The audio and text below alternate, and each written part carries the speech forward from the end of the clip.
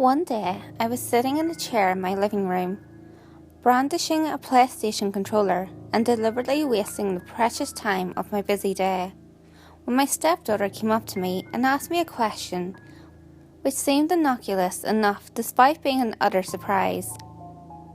"Paul?" she asked timidly, as if she was about to ask something taboo enough that she'd get herself in trouble over. "Yeah?" I responded, giving her a cursory glance while still keeping the bulk of my attention on the game I was currently entertaining myself with. "What's a fairy ring?" The question was simple, but brought me to reality with long-forgotten memories. The controller was lowered and then sat on a white coffee table, and hazel eyes drifted from the vibrant picture of my television to the face of a half-cringing 7-year-old freckled face. The mist of memory swirled at the sound of the question, and I found myself repeating the question softly. "Fairy ring?" Like a repressed dream, it all came rushing back to me, and I found myself smiling at the memories of my distant juvenile stage. But the child's eyes continued to bore into me with expectance. She asked the question, and she awaited the answer. With a quick shake of my head, my voice found birth into the room. In the old days, people said fairy rings were portals for the fae to travel between their world and ours, so fairies can dance through our forests and play with wayward children. I began the story to her. They look like smaller circular formations of mushrooms and harbour many secrets beyond the understanding of men. When I was growing up in Whitman, there was a story brought over by the settlers of a time before any of us were alive, that if you throw copper into a fairy ring before entering it, then a person can summon some of the fae to talk to. With that conclusion, I shrugged. We would flick pennies into the fairy ring and then jump into it, but it never worked. She tilted her head as I spoke, sponging in all the information that I had told her. There was a chilling silence as the story hung in the air. Suddenly, she spoke again. "We found a fairy ring in the backyard. Do you have a penny?" The question was sharp and quickly spoken, as an open hand proffered. A quick dig into my pocket revealed that I had no change on me, so I shook my head as a response to her. She pouted briefly and then scampered away. This simple exchange had begun the gears within my mind to grind forward in revolution of movement. I was brought back to childhood in the small village of Whitman, a 1992 penny in my hand, and my slip-on shoes standing just outside a ring of mushrooms, which probably had a diameter of roughly 4 feet. The penny dropped and I leaped in. A screech in the distance was caused me to jump without of the ring. The penny suddenly tarnished but rested. What was that? My voice was shrill with fright and adolescence. No clue. Didn't sound like any animal I've ever heard. My friend had told me, his eyes fixated on the looming shadowed shape of an old tool shed which reached off from the foliage on the next property.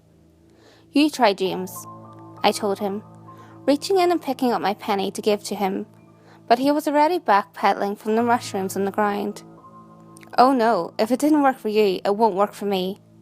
You know Black Annis isn't going to appreciate us messing with her like this anyway," he said while in the process of turning and running back towards his home at the end of the gravel driveway. "Wait, what's Black Annis?" I called to him, to no avail. He had already departed and I was left on my own with the ring, the penny and the screech. Black Annis. That's the first time I've heard that name since I was a child. I guess I had repressed it, as a means to still be able to sleep at night. James McGregor had heard the story from his grandfather Angus, first who had so many stories it was impossible to keep track of them all. He spoke with a thick Scottish accent, which I had always found enjoyable, and which helped me sit back and listen to his tales for hours. "Black Annis," I murmured as an adult, sitting in my living room. "What's Black Annis?" My stepdaughter spoke, much to my chagrin. I thought she left, but it was now dark outside. How long had I been back in my childhood? "Yes, hun, what is Black Annis?" The second voice was my wife, whose expression was tweaked just enough that I believe she thought I referred to something explicit. Just a name from my childhood. My voice was light, despite my confusion of the missing R's, and I spoke it while standing and striding over to place a kiss on the top of my wife's head. Honestly, I was still being looked upon with suspicion, and knew when the children went to bed, I would have to do a lot more explaining. The evening progressed much as a normal day would. Dishes were done, the floor was vacuumed, laundry was folded, and the children were put to bed. But I had spent the day enacting duties at the level of automation, as my mind flirted between two histories. In one timeline, I was a child and playing on acres of full-lit fields and emulsified forests, spending nights in stagnant darkness with nothing but the moon's healthy glow and the twinkling of fireflies to light the scene, roaring fires for warmth on algid winter nights, snuggling in a thick sleeping bag as a protection from the frost and any pests brave enough to survive in such a hostile environment. In the other timeline, I was an adult with a family of my own, wife and 2 children, an apartment to call my own, responsibilities and duties to proliferate the good health of my nuclear family. Later that night, much as I was suspecting, I was approached by my wife, but surprisingly, she seemed to exhibit more curiosity than disdain or anger. I was sitting on the edge of the bed when she approached. "Black anise," she said softly before pausing in an attempt to collect her words. "You said that earlier, and I had to look it up to make sure you weren't leading my daughter down into something gross. But holy shit!" Her words strangled the breath in my throat as I constricted through the process of straining remembrance, a sensation which seemed to be visibly discernible since my wife leaned forward and placed a hand on my leg as a means to console me. "Honey, what's wrong?" I sat quietly for a moment before looking up to her. "Black anise is real. What did it say?" My voice was a hoarse rasp, a timbre strained by confusion. This earned me a sideways glance from her, puzzled to the full extent. "You brought it up, so shouldn't you know?" I took in a deep breath and raised my head to look upon her. "It was the early 90s. There was no Google to look everything up. Then I just haven't thought about it since then." I thought back to that day, the last day I ever saw James McGregor. I never got answers as to that name he spoke, until now. "So just tell me what you read," I demanded passively. All right, don't get pushy. So the stories, as far as my research has concluded, originate from Scotland. She began as if reading the information out of a textbook. McGregor brings forth a Scottish legend. I guess I should have seen that one coming in hindsight, but before I was able to hang on that small detail for too long, she was continuing. She was a blue-skinned hag with only one giant yellow eye in her head, and an abysmal empty socket where the other should be. She dwelt in caves sitting atop mountains of children's bones of her past meals, stringy wizened grey hair and wearing a dress of children's skin that she had hand-stitched. He raised a hand at this gesture, causing my wife to abruptly stop. "That's why I said holy shit," she added as a means to end the conversation, with a gentle rub at the back of my shoulder. Tempting fate like that at a young age, and possibly calling forth a beast of such a nature to arrive and devour us. If the story hinted at by the McGregors was true, felt like trotting the surest path to self-destruction that I could have at such an age. A tender, naive age, where nothing could hurt me because I still had a whole life to lead. The thought of how close death could have been caused a shiver to tranquil my spine, prompting me to get comfortable upon my bed and try to sleep, the thoughts and feelings away. As I slept, I found myself once again returning to the rolling fields of my youth, clouded by a thin gossamer veil of the mists of time, yet remaining as pristine and beautiful as I could ever remember them. I was running through waist-high grass, my hands outstretched and battering the tops of the weeds like a set of reaper's scythes, as my rambunctious spirit carried me beside the small road in the direction of the water's edge. That's where I saw it, my vision feeling upon the perfectly sculptured circle of fungi as James sidled up beside me. "That's crazy," he said, motioning to the natural formation with a casual flick of my wrist.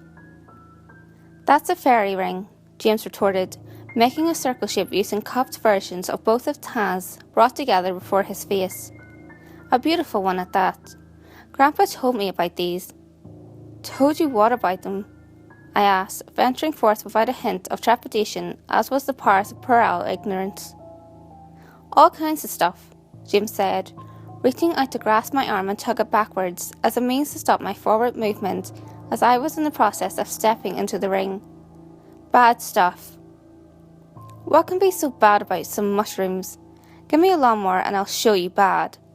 My response, as full of bravado as it was an empty threat. Even at that young age, I could tell there was something special in this creation which loomed before me.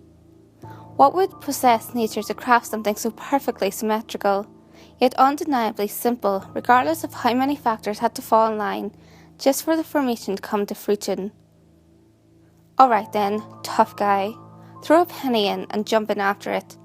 James stated the challenge, confident that I didn't have a penny to follow through with it, and as he watched me rifle through my pockets before turning them out to reveal them, being bereft of all objects, he smiled in a manner so cocksure that I almost wanted to kick him in it. "That's what I thought. Paul is scared. She'd come for you anyway, and you wouldn't want that." I woke up in the present to a slight perspiration dotting along my brow and hair, yet without the anxiety of a nightmare, almost as if my body was anticipating the nightmare, which never happened. I didn't have the penny, so I never had to meet she. After taking some time to compose myself upon rousing from slumber, I left the cool confines of the bedroom to be assaulted by the sunlight. The sound of a whining infant and a raucous child and a television which may have been turned up a little too loud for 8 in the morning. Things progressed as normal as can be expected in such a chaotic environment. Chores were consummated, children were tended, yet I was feeling empty, and had proven itself persistent enough to be considered undeniable, and in need of rectifying. So around noon, as we were placing our infant son in his crib for a nap, I told my wife that I had been thinking about my grandparents' property a lot. It had been on my mind yesterday, all night and today, and I wanted to visit back there to get it out of my system. She responded, almost nonchalantly, "Gonna see those fairy rings?" in a tone which straddled the sides of humorous and insulting, but left me only unable to shrug. I tried the fairy rings when I was a kid. Nothing happened. But I do miss the property. It's been years since I visited. I informed her, as matter-of-factly as I could, so as not to hint that her hint of insult had brought forth a hint of my ear. "Tired? What do you mean?" I thought it was just some old hag. Her curiosity had been rewhittled by my words, and I indulged her to the best of my recollection. "James McGregor said you offer the fairy ring copper, as you enter the ring, to summon Black Annis. There were a lot of little rules which went with it, but that's the gist. I tried it when I was a kid, tossed in a penny and jumped in, but nothing happened." "Well, what year was the penny?" she asked, having her inquisitiveness satiated, as she turned away from the baby's crib and left the room. "What's that matter?" he asked her back in a tone hushed enough to not rouse my son. Starting in 1984, they started using zinc to make pennies, so you'd need 83 or older. She spoke matter-of-factly while lowering herself on the couch to fold a fresh load of clean laundry. "Really? How the hell do you know that?" I asked, genuinely impressed by the knowledge she just presented. "I watched Jeopardy while the kid is at school," was her response. I almost wanted to laugh, but instead I bade her farewell with a kiss and a word, claiming to just be visiting my ancestral home out of a desire brought forth by nostalgia, which is mostly the case. Before I realised what was transpiring, I was in my car and heading towards the bridge, towards the sweet solace of the eastern shore of Maryland, and towards the acre fields where I had spent my nascent years, germinating amongst the nature of the small village of Whitman. It was a short ride of 2.5 hours, which gave me plenty of time for reflection and a little bit of everything happening with my life. The family, new job, The growing disdain my parents had been showing in my decisions and the criticisms which I was unjustly piling upon myself, yet none of these thoughts mattered upon turning on Copper Late and slowly allowing my car to crawl down the gravel driveway. The travel was tenuous, as the driveway had become overgrown over the years. Yet it was grandiloquent, and before I knew it, my senses were taking in the vistas of my youth. Every aspect was accounted for, every intonation, from the lizard rustling through the long grass to the sound of my car door closing, was catalogued and stored for later visitation. It was beautiful. I left my car and bounded through the field with my arms outstretched, my hands obliterating the tops of weeds like the reaper's scythes. I whiled the day away in this fashion until at the onset of dusk, my reverie was shattered by the sound of my phone ringing. It was my wife, wondering where I was and what was taking so long, which I easily explained away with the reason that I'd been caught up doing yard work to try and bring the property back to something more manageable for a possible family trip to the property before the end of summer vacation. She accepted the answer. I informed her that I'd be departing after a quick visit to the shoreline, where I went swimming while I was a juvenile. We said our I love yous and hung up. The shoreline was a minute drive from the property itself, which I said my salutation to and made a vow to not allow so much passage of time before returning. It was around this time that the Faerie Ring came to mind, since I was now approaching where I had seen it decades earlier, so I was pulled by my car to stop off the side of the road. I took a moment to ransack my centre console in search of the proper type of date of currency, to see if my wife's assertion was correct, and finally called James McGregor's immature bluff. My fingers took hold of several coins, nickels and dimes, with scant number of pennies mixed into the lot. But much to my relief and discomfort, one of them was dated from 1977. Copper. I absent-mindedly stated to myself before receding from the car. I felt compelled to draw in a deep breath as I sauntered to the crest of the small hill and cast my perception downwards, down the shallow incline which led to the water's edge. Much to my surprise, the Faerie Ring was still present in all of its mysterious grandeur, approximately 4 feet across from every possible angle, ample room to get myself within its confines, even at my current age. Well, the word escaped my lips as I focused on the penny, which I had drawn forth and held before my face, pinched between my thumb and forefinger. It was time. Cautiously and with a furtive glance to all sides to save myself the judgment of any onlookers who may venture upon the scene, I stepped to the edge of the ring and cast my eyes to the ground within the centre. The sun did blow on the horizon like a burning jet crashing in the great expanse of the Chesapeake Bay. At the abhorrence wailed within my heart. But I closed my eye, flicked the penny in a small arc, and left within the ring, taking heed not to touch any of the fungus and to reconnect to the earth before the copper descended to the dirt. Once the jostling of my locomotion had ceased, I dared to open my eyes and search the soil beneath my feet for the penny. A depression was found in the soil in the shape of a small disc, but the penny was gone. The sacrifice had been accepted. I knew she was coming, and I wanted nothing more than to escape back to my calm realm of reality, where I toiled my days away in monotony and unfulfillment. I didn't want to meet her. Without hesitation, I lifted my leg to get out of the ring, and into the car before anything had a chance to transpire. But I was awestruck, captivated by a horror so real that it was my master. His voice grated my ears.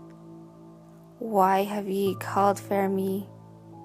Sandpaper in my ear canal, yet ethereal as death's whisper, equally haunting and melodic, booming and silent.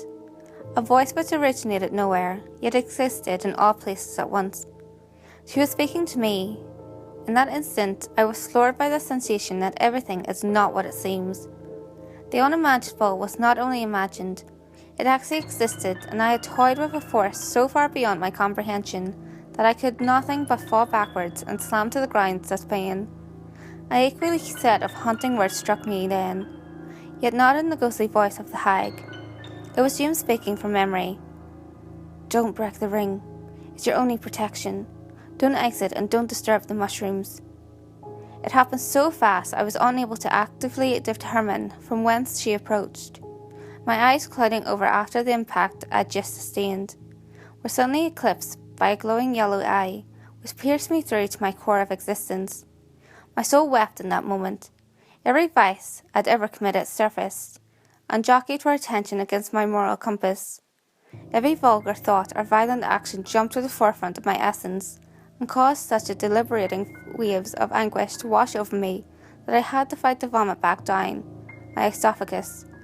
I was doomed. She was here. Her claws would rend me, and my hide would adorn her withered shoulders as a shawl.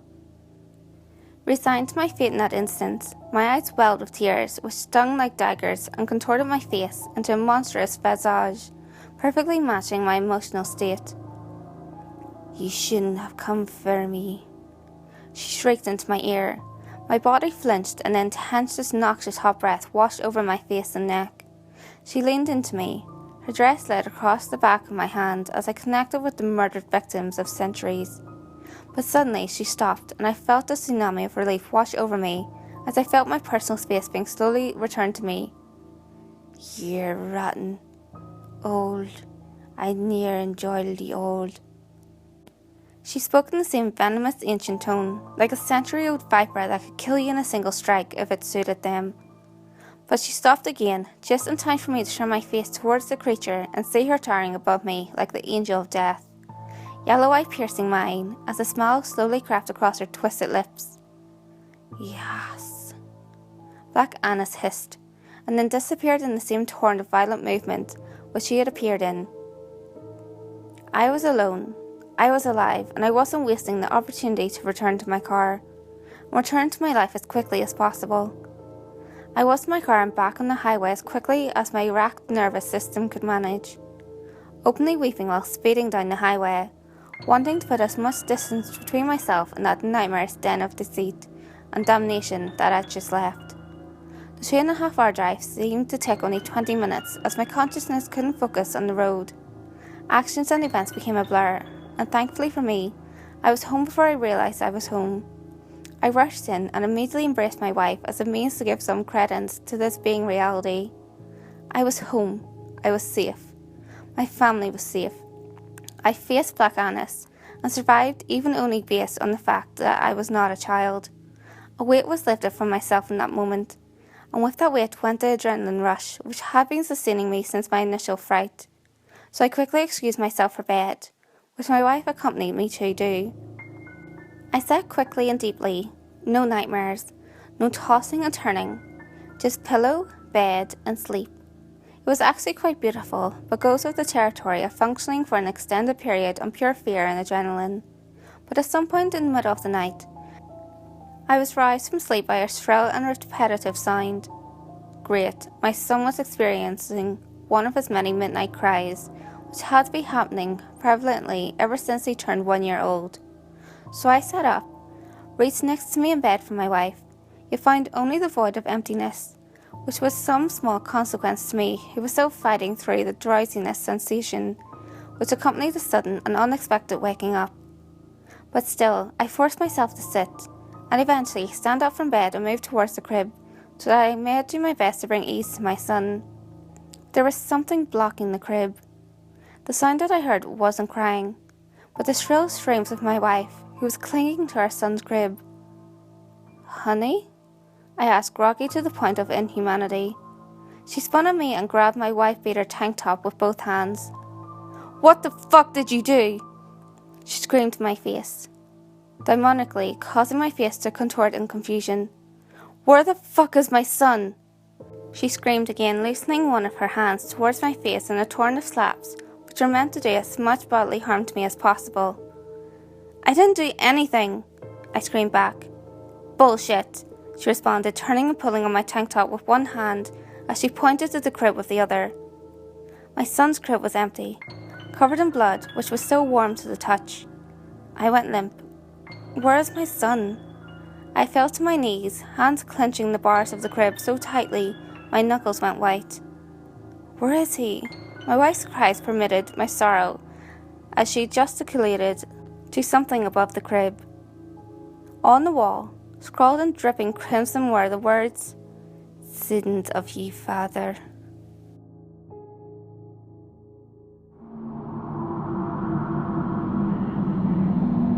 Hey guys, if you enjoyed this video, give it a thumbs up and share it with your friends. You can also leave a comment below. All feedback, good or otherwise, is always appreciated. If you have any creepy stories of your own, or have any topics that you would like me to cover, feel free to send them in via any of my social media. You can find all links to my social media in the description below. Until next time guys, make sure you lock your doors, stay safe, and I'll see you next video.